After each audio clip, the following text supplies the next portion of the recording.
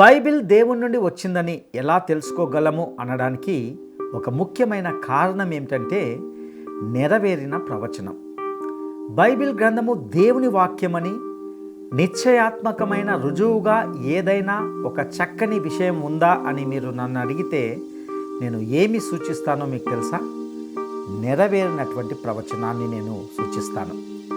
నెరవేరిన ప్రవచనం అనేది అందులో నుండి మీరు కానీ నేను కానీ తప్పించుకు తిరగలేమని చెప్పడానికి ఇది ఒక రుజువు అని చెప్పగలం. దీనినే మరొక విధంగా చెప్పాలంటే బైబిల్ గ్రంథమంతయు నెరవేరిన ప్రవచనాలతోనే నిండి ఉంది. లేఖనం వ్రాయబడినప్పుడు దానిలో 4వ వంతు ప్రవచనాత్మకమైనదిగా ఉండింది. అంటే భవిష్యత్తులో జరగబోయే విషయాలను అది ప్రకటించింది.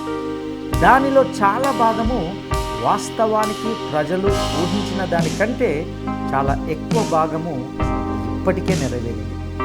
ప్రవచనము ఖచ్చితంగా నెరవేరిన అనేక భాగాల వైపు మనము తిరగవచ్చు, పరిశీలించవచ్చు. ప్రవక్తల కాలంలో కూడా నెరవేరిన అనేక స్థానిక పరిస్థితులు ఉన్నాయని మనం కనుగొన్నాము.